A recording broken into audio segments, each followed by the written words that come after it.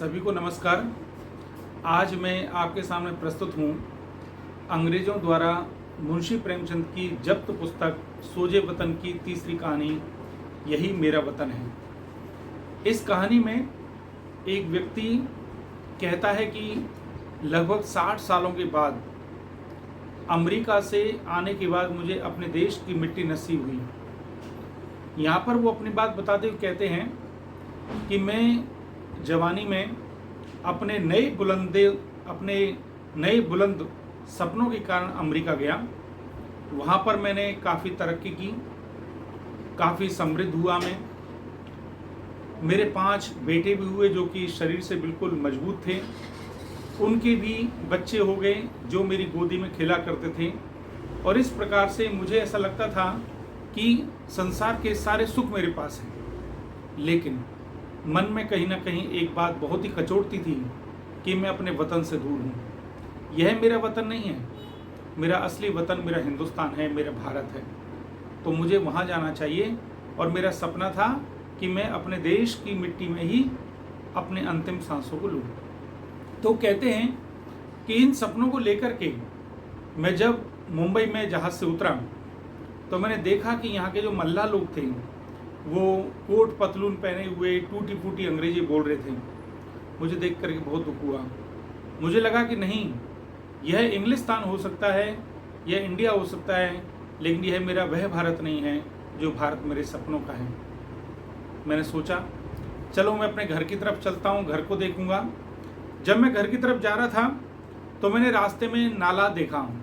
मुझे याद आया कि इसी नाले में हम बचपन में अपने घोड़ों को नहलाया करते थे, खुद नहाया करते थे, मस्ती किया करते थे। लेकिन अब वहाँ पर उस नाले में नहाने की मनाही थी। मेरा जो पुराना झोंपड़ा था वहाँ जब मैं गया तो वो बिल्कुल मिट्टी का ढेर बन चुका था। अपने मित्रों से मिलने की चाहत थी जो मेरे बचपन के मित्र थे, लेकिन वो सब साथी मौत के निवाला बन चुके थे। मुझे लगा कि मैं जो है उस अखाड़े को देखूं जिस अखाड़े में मैंने अपने हाथों से उसकी नींव डाली थी। लेकिन वहाँ पर एक छोटा मोटा टूटा फूटा स्कूल था जिसमें चिथड़े पहने हुए गरीब बच्चे, भूख जिनके चेहरों पर साफ साफ दिखाई दे रही थी, वो ऊँग करके पढ़ाई कर रहे थे। गांव में लोग कोर्ट कचहरी, पुलिस मुकदमा, इनकी बातें कर रहे थे। इन सब बातों को देख करके मुझे लगा कि नहीं, यह मेरा वह हिंदुस्तान नहीं, वह हिंदुस्तान नहीं जिसको देखने मैं आया हूँ। मैंने सोचा चलो उस बरगद के पेड़ के नीचे चलते हैं जहाँ पर हम बचपन में छाया का आनंद लिया करते थे। लेकिन जब उस बरगद के पेड़ के नीचे गया तो मैंने देखा कि वहाँ पर कोई महाजन या सरपंच टाइप का कोई व्यक्ति अपने मस्तक पर टोपी लगाए हुए और किसी गरीब किसान को कोड़े मार रहा था और उसको प्रताड़ित कर रहा था। मैंने कहा चलो उस चौपाल पर चला जाए जहाँ शाम को हमारे पिताजी गांव के बड़े बूढ़े लोगों के साथ हुक्का पिया करते थे, हंसी दिल्लगी किया करते थे। वहाँ पर एक गौशाला थी, लेकिन जब मैं वहाँ पर पहुँचा तो मैंने देखा कि वहाँ पर अब चौपाल थी ही नहीं। और जहाँ पर हुक्का पिया करते थे वहाँ पर लोग शराब, जुएबाजी और इस तरह की बातों में संलग्न रहा करते थे। मैंने सोचा चलो उस कोलू के पास चला जाए जहाँ पर हम बचपन में खेला करते थे। लेकिन वहाँ पर अब मशीनों का ज़माना आ चुका था। उसके सामने तंबोली और सिगरेट की दुकान थी। मुझे लगा कि नहीं, यह वह हिंदुस्तान है। मैंने किसी व्यक्ति से पूछा गांव में कि भाई मैं मुसाफिर हूँ, परदेशी हूँ, मुझे थोड़ी रहने के लिए जगह दे दीजिए। उसने कहा नहीं, आगे जाओ। मैं फिर थोड़ा आगे गया, उन्होंने बोला नहीं, आगे जाओ। इस प्रकार से मुझे बड़ा दुख हुआ कि जो हमारा देश अतिथियों को भगवान माना करता है, अतिथि देव भव की जहाँ संस्कृति है, वह तो यह देश नहीं है। मुझे बहुत दुख हो रहा था।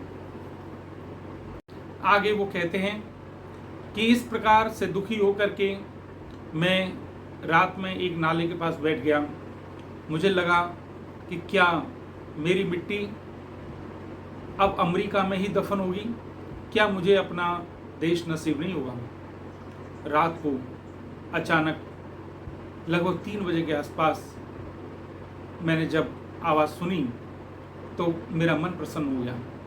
मैंने देखा कि कुछ औरतें, कुछ पुरुष सवेरे उठ करके स्नान के लिए जा रहे हैं और गीत गा रहे हैं, प्रभु जी मेरे अवगुण चित्त न धरो, जो प्रभात फेरी हुआ करती थी। मुझे बड़ा असीम सुख मिला। मुझे लगा कि हाँ, यही वह हिंदुस्तान है, यही वह भारत है जिसकी खोज में मैं आ रहा था। मैं उन लोगों के साथ हो लिया। उन लोगों में कुछ लोग हर हर गंगे बोल रहे थे, कुछ लोग शिव शिव हर हर इस तरह से जोर जोर से उच्चारण कर रहे थे। मैं भी उनके साथ हो करके 5-6 मील चलने के बाद हम गंगा नदी के किनारे पहुंच गए। वहाँ पर कुछ लोग गायत्री मंत्र का जाप कर रहे थे, कुछ लोग हवन कर रहे थे। मुझे बड़ा असीम आनंद आया। मुझे जिस चीज़ की खोज थी, जिसकी तलाश थी, वह मुझे मिल गई थी। और इस प्रकार से मैंने अपने कोट पतलून उतार करके उस गंगा मैया की गोद में डुबकी लगा ली। आज मैंने वहाँ पर गंगा के किनारे एक झोंपड़ी बनवा ली है और मेरी इच्छा है कि मेरा अंतिम दम यही निकले, मेरी हड्डियाँ गंगा माता की लहरों में चढ़े।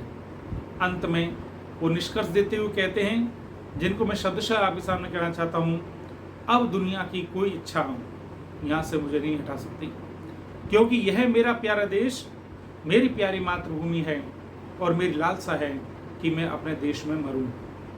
तो आप समझ सकते हैं इस कहानी के माध्यम से मुंशी प्रेमचंद किस प्रकार से लोगों के अंदर देशभक्ति की लौ को जगाना चाहते हैं और इन्हीं कहानियों के डर से अंग्रेज डरे हुए थे। तो मुझे उम्मीद है यह कहानी आपको पसंद आई होगी। यही मेरा वतन है।